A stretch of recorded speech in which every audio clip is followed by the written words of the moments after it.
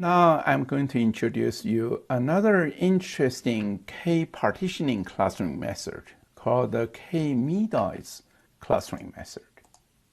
Why we need to study K-Medoids clustering method? Just because the K-means algorithm is sensitive to outliers, because the mean is sensitive to the outlier itself. Just give you a simple example.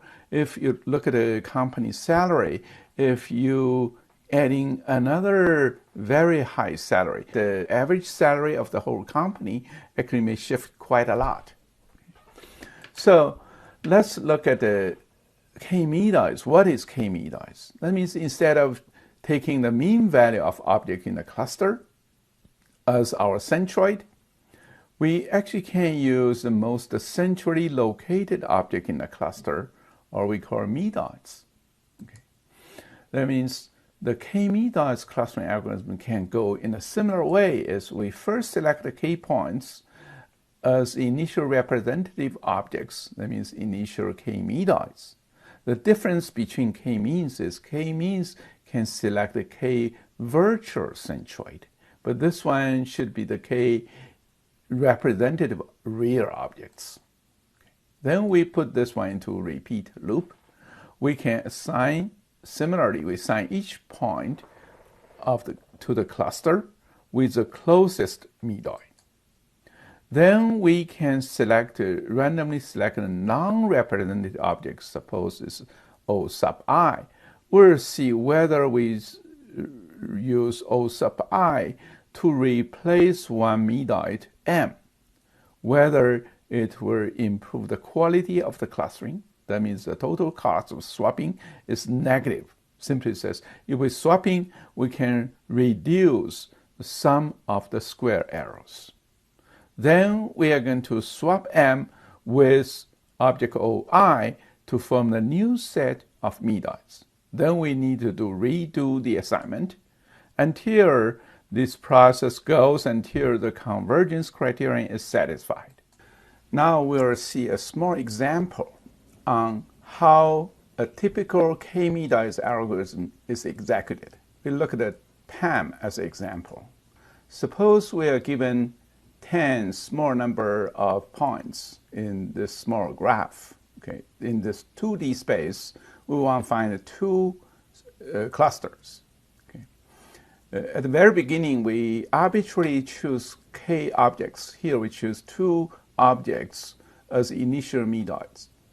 Then we will find the clusters of these Medoids as follows. Okay.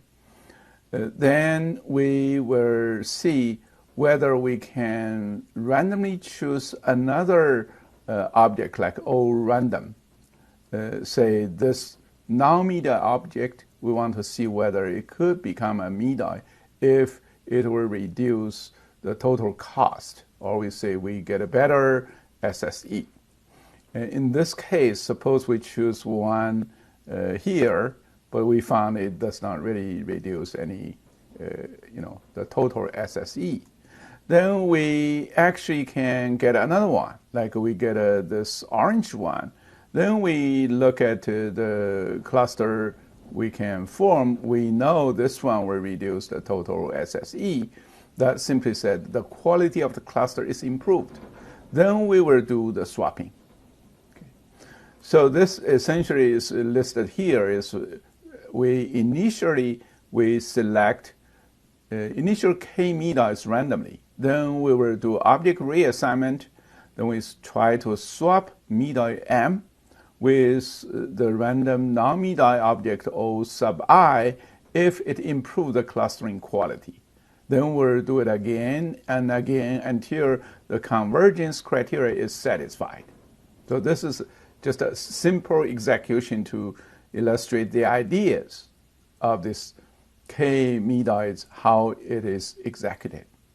Then we'll see these K-Medoids clustering essentially is try to find the K representative objects or Medoids in the clusters. Okay. And the typical algorithm PAM called partitioning around the Medoids was developed in 1987 by Kaufman and Russo, starting from initial sets of Medoids Then we iteratively replace one of the medoids by one of the non-medoids if such as swapping improves the total sum of the square errors. That means the total quality of the clustering. This method works effectively for small data sets because we can keep trying different swapping, but it cannot scale well because the computational complexity is quite high. If we look at it into detail, actually this computational complexity for every swapping actually is to the square of the number of points. This is quite expensive. Okay. So how to improve its efficiency? There's one proposal by the same authors in 1990 called Clara. Essentially is PAM on samples. That means instead of using the whole points, we choose a sample S. S is a sample size. Then the computational complexity, this square actually comes down to the size of the sample. However, if the initial sample selection is no good, the final clustering quality could be poor. Then in 1994, there's another algorithm called Clarence proposed, is every iteration we do randomized resampling. That means we do not keep exact the same sample. We do randomized resampling. That will ensure the efficiency and the quality of clustering.